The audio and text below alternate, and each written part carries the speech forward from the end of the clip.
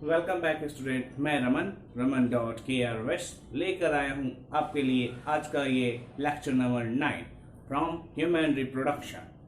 आज के इस लेक्चर में हम लोग पढ़ेंगे कैसे गैमीटोजेनेसिस होता है। गैमीटोजेनेसिस कहने का मतलब क्या हुआ? Gamete and genesis means formation. How the gamete such as the sperms and ovum formation takes place inside male and female body। Sperm का जनरेशन या ओवा का जनरेशन कैसे हुआ? अगर स्पर्म का जनरेशन हो रहा है तो इसे कहते क्या है? नहीं, स्पर्मेटोजेनेसिस कहेंगे। जबकि ओवम या ओवम का फॉर्मेशन होता है तो इसे क्या बोलेंगे? oogenesis। O for egg and egg का जनरेशन कैसे होगा, जिस प्रोसेस से होगा उसे oogenesis बोला जाएगा। तो सबसे पहले मेल में पढ़ लेंगे स्पर्मेटोजेनेसिस। तो आइए इस लेक्चर के साथ सबसे पहले गैमेटोजेनेसिस या फिर गैमेट फॉर्मेशन के नाम से इसे संबोधित किया जाता है। इसमें दोनों चीज इंक्लूड होगा, मेल गैमेट भी और फीमेल गैमेट भी। The testis and ovary produce male and female gamete respectively by gametogenesis. चाहे वो मेल का गैमेट हो जिसे हम टेस्टिस के से प्रोड्यूस करवाते हैं या करते हैं, या फिर फीमेल गैमेट हो जिसे हम ओवरी से प्रोड्यूस करवाते हैं। तो आपसे क्वेश्चन है कि प्राइमरी सेक्स ग्लैंड कौन सा है in male and primary sex gland कौन सा है इन फीमेल। दूसरा question, what is the diploid और haploid number of chromosome? What is diploid or haploid number of chromosome in sperm and sperm mother cell, है ना। दूसरा, egg and egg mother cell। जिस cell से egg बनता है उसे एग मदर सेल बोलेंगे, जिस सेल से स्पर्म बनता है उसे स्पर्म मदर सेल बोलेंगे, जिसे हम लोग आगे दूसरे टर्म से जानेंगे, जिसे हम स्पर्मेटोगोनिया या फिर एग मदर सेल के नाम से जानेंगे। चलिए, तो यहां पे अगर टेस्टिस या ओवरी से प्रोड्यूस होने वाले मेल और फीमेल गैमीट हैं तो उसे गैमेटोजेनेसिस प्रोसेस से गुजरना होगा। In male it is called spermatogenesis and in female it is called oogenesis। अब सवाल आता है, what is spermatogenesis? It is the formation of sperm from spermatogonia. ये देखिए, स्पर्म मदर सेल को हम लोग क्या कहेंगे? स्पर्मेटोगोनिया। एक ऐसा मदर सेल, एक ऐसा प्रिमिटिव स्ट्रक्चर जिससे स्पर्म सिंथेसिस होती हो उसे स्पर्मेटोगोनिया बोलेंगे, और जिस प्रोसेस से होता है उस प्रोसेस को स्पर्मेटोजेनेसिस। ये इसका साइट कहां होता है, कहां पे स्पर्म का सिंथेसिस होता है? तो टेस्टिस के सेमनीफेरस ट्यूब्यूल्स वाले रीजन में। नहीं, आपको पता है क्या था ना, एक टेस्टिस में 250 टेस्टिकुलर लॉब्यूल्स होते हैं और प्रत्येक टेस्टिकुलर लॉब्यूल्स में 1 से 3 सेमनीफेरस ट्यूब्यूल्स होते हैं। तो वहीं पे स्पर्मेटोजेनेसिस प्रोसेस चलेगा। It begins at puberty and continues till the adult. ये प्यूबर्टी से शुरू होती है। प्यूबर्टी इन मेल कितने होते हैं? 13 ईयर, और पूरे रिप्रोडक्टिव फेज तक ये चलते हैं। लेकिन ओल्ड एज आने के बाद डिक्लाइन हो जाती है। Number of sperm production gate decrease. जबकि इन फीमेल अगर oogenesis होता है तो ओवा और ओवम या फिर एग के प्रोडक्शन 45 या 50 के बाद कंप्लीटली स्टॉप हो जाता है, जिसे हम लोग मीनोपाउज के नाम से जानते हैं। Meno means menstrual cycle and pause means stop. जबकि मेल में स्पर्मेटोजेनेसिस का प्रोसेस सिर्फ डिक्लाइन होता है, रिड्यूस होता है in the production of number. जो पहले रिप्रोडक्टिव फेज में मिलियंस में बनता है, अब वो 1000 में बनेगा आफ्टर 70-80। इसीलिए कभी कभी ओल्ड एज वाले भी पीपल फादर्स बन जाते हैं, मदर। लेकिन कभी ओल्ड एज वाली दादी अम्मा मदर नहीं बन पाती, लेकिन दादाजी फादर बन जाते हैं। कुछ कम्युनिटी में ओल्ड एज वाले भी शादियां करते हैं, है ना। तो इस आपने देखा होगा ऐसा एग्जांपल्स। तो ये कंटिन्यू होते हैं through out the adult life and decline in old age. तो यहां तक हमें लगता है कि आपको समझ आ रही होगी बातें इसे कॉपी पे नोट डाउन करिए, एक बार रीड आउट करिए, देखिए और क्लियरली आपको समझ में आते हैं। चलिए नोट डाउन करिए, तब तक हम लोग फिर आगे पॉइंट्स की ओर बढ़ेंगे।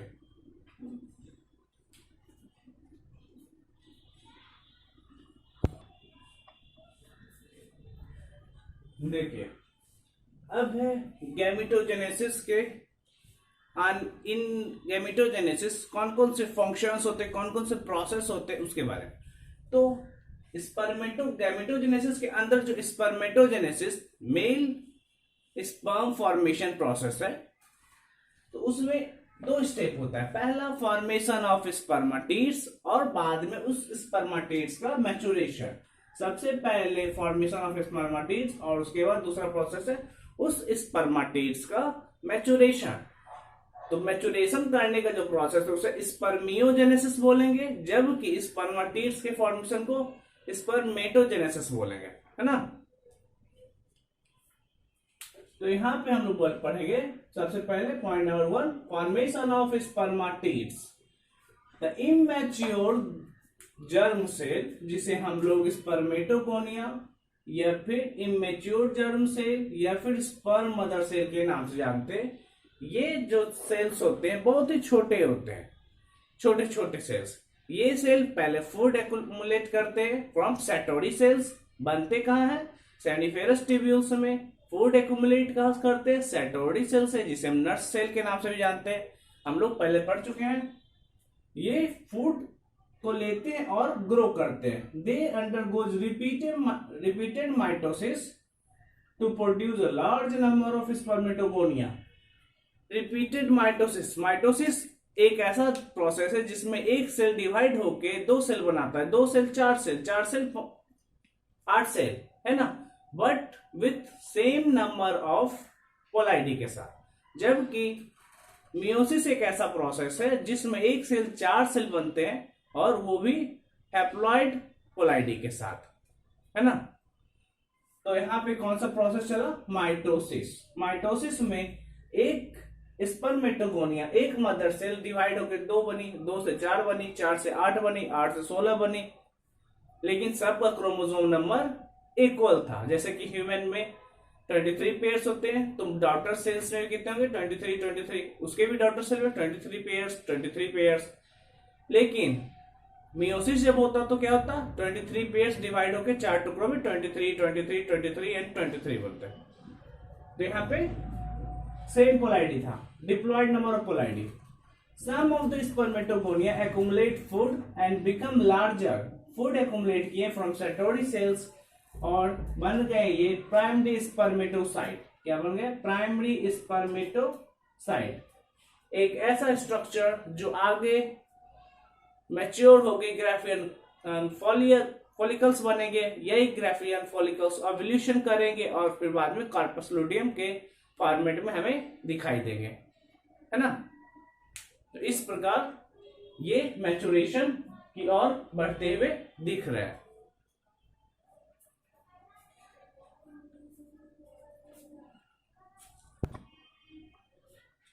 नाउ देखिए, गैमेटोजेनेसिस के कुछ एक फ्लो चार्ट्स दिए गए हैं, मतलब स्पर्मेटिड्स के फॉर्मेशन में जो फ्लो चार्ट्स है उसे देखिए।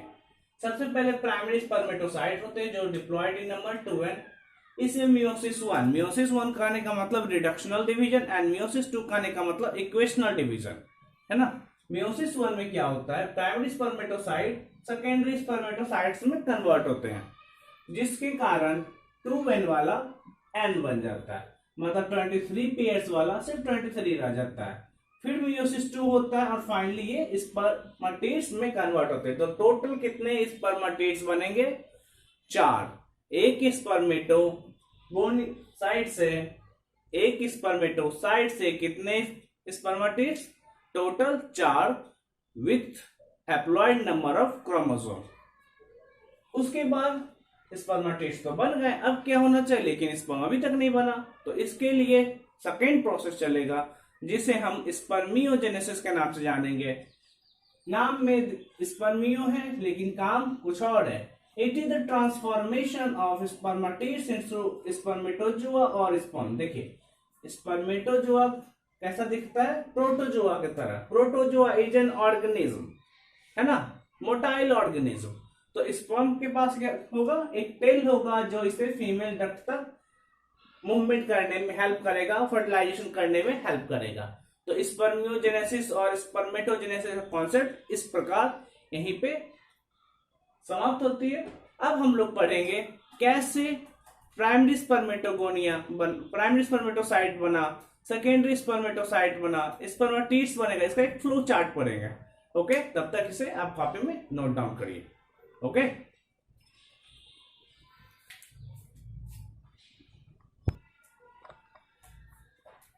अब देखिए क्या पॉइंट्स हमें यहाँ पे मिलते हैं। अब तक हम लोगों ने पढ़ा कि स्पर्मेटोगोनिया से, स्पर्मेटोगोनियम से, गोनिया है तो प्लूरल फॉर्म, गोनियम है तो सिंगुलर फॉर्म। स्पर्मेटोगोनियम से स्पर्मेटोसाइट बना, प्राइमरी स्पर्मेटोसाइट, प्राइमरी स्पर्मेटोसाइट से सेकेंडरी स्पर्मेटोसाइट बना, उससे फिर स्पर्मेटिड्स बना, है ना। यहां तक के प्रोसेस कहलाया फॉर्मेशन ऑफ स्पर्मेटिड्स। जबकि स्पर्मेटिड से स्पर्मेटोजोआ बना, जिसे हम स्पर्म के नाम से भी जानते हैं। इस प्रोसेस को कहलाया स्पर्मियोजेनेसिस। तो यहां तक बढ़ने के बाद उसका एक फ्लो चार्ट आपको दिया जाएगा, आपको पढ़ाया जाएगा ताकि अच्छे से क्लियर हो सके। तो आइए, after spermiogenesis sperm head become embedded in Sertoli cell, क्योंकि बनने के बच्चा के डिलीवरी के बाद उसे फूड सप्लीमेंट तो चाहिए ना। उसी प्रकार स्पर्म के बनने के बाद उसे मैच्योरेशन होने के लिए, स्ट्रेंथ लेने के लिए फूड सप्लीमेंट के तौर पे कहां पे जाना पड़ता है? सर्टोली सेल के पास, जिसे हम नर्स सेल या सपोर्टिंग सेल के नाम से भी जानते हैं। यही सर्टोली सेल इसे एनर्जी प्रोवाइड करने के लिए मीडियम प्रोवाइड करती है। आफ्टर स्पर्मियोजेनेसिस मतलब स्पर्म बनने के बाद sperm head become embedded into the Sertoli cells and finally release from सेमनिफेरस tubules, जिस प्रोसेस को हम स्पर्मिएशन के नाम से भी जानते हैं। क्या है? Spermiation process. और during the copulation when sperm is introduced into the vaginal opening it's called insemination. Okay, अगर सेमनिफेरस ट्यूब्यूल से स्पर्म रिलीज हो रहा है तो इसे स्पर्मिएशन बोलेंगे, और कॉपुलेशन के टाइम इस्तेमाल हो रहा है तो उसे इंसेमिनेशन बोलेंगे। अच्छी तरीके से शब्दावली पे ध्यान दें, वोकैबुलरी पे देखिए। सबसे पहले स्पर्मेटोगोनियम है, मतलब एक सेल, सिर्फ सिंगल सेल है। ये डिप्लॉयड इन नंबर होता है 2n। इसमें माइटोसिस हुआ तो 1 से 2 बना, है ना, दोनों डिप्लॉयड है। 2 से 4 बना, वो भी डिप्लॉयड। तो बहुत सारा बनने के बाद इसे स्पर्मेटोगोनियम से स्पर्मेटोगोनिया हो गया। ओके, यहां तक के फेज को हम लोग मल्टीप्लीकेशन फेज बोलेंगे, क्योंकि एक से मल्टीपल बना ना, तो इसे मल्टीप्लीकेशन फेज के अंदर कंसीडर करेंगे। कहां से कहां? स्पर्मेटोगोनियम से स्पर्मेटोगोनिया तक के। ऐसे भी यहां बहुत सारा रहता है, जिसमें से एक को कंसीडर करते हैं इसलिए गोनियम, बहुत सारा प्लूरल हो जाए तो गोनिया। अब ये स्पर्मेटोगोनिया आगे मैच्योर करेगा, फूड लेगा, कहां से? सर्टोली सेल से। तभी तो मैच्योर करेगा, ग्रोथ करेगा, डिफरेंशिएट करेगा, जो भी करना है इसे। तो कहां से फूड सपोर्ट लेगा? Food from Sertoli cell. Okay, तो उसके बाद प्राइमरी स्पर्मेटोसाइट बनेगा। यहां तक के फेज मतलब स्पर्मेटोगोनिया से प्राइमरी स्पर्मेटोसाइट का फेज ग्रोथ फेज कहलाता है। छोटा बच्चा बड़ा हो गया। अब ये प्राइमरी स्पर्मेटोसाइट में मियोसिस 1 हुआ, जिसे हम लोग रिडक्शनल डिवीजन के नाम से भी जानते हैं। तो सेकेंडरी स्पर्मेटोसाइट बना, है ना। ये सेकेंडरी स्पर्मेटोसाइट्स के पोलाइडी क्या होंगे, क्या बता सकते हो? What is the पोलाइडी number of secondary spermatocytes in human male? तो इसके पोलाइडी होंगे n, मतलब 23। जबकि प्राइमरी स्पर्मेटोसाइट्स के पोलाइडी क्या होंगे? 23 पेयर्स, 2n। नहीं, क्योंकि जब रिडक्शनल डिवीजन होगा तभी तो आधा होगा। तो यहां तक के प्रोसेस में प्राइमरी से सेकेंडरी की ओर बने। ये सेकेंडरी में फिर से मियोसिस 2 होगा और ये स्पर्मेटिड्स बनेंगे, जिसका भी पोलारिटी n होता है। ये स्पर्मेटिड्स में स्पर्मियोजेनेसिस होंगे और टोटल फाइनली ये प्रोडक्ट बनेगी, जिसे हम स्पर्मेटोजोआ या स्पर्म के नाम से जानते हैं। और ये प्रोसेस कहलाएगा मैचुरेशन फेज प्रोसेस। ओके, तो यहां तक कंप्लीट नोट डाउन करिए। अब हम लोग हार्मोनल इंपैक्ट के बारे में पढ़ेंगे। अच्छी तरीके से वहां पे ओवरव्यू करिए, फिर आपके इसके बाद एक डायग्राम अच्छी तरीके से दिए गए हैं, उस डायग्राम को अच्छी तरीके से ओवरव्यू करना है ताकि किसी भी तरीके का प्रॉब्लम आपको ना हो। ये डायग्राम को अच्छी तरीके से देखिएगा, ठीक। तो तैयार होइए hormonal impact on sperm and related cell के बारे में।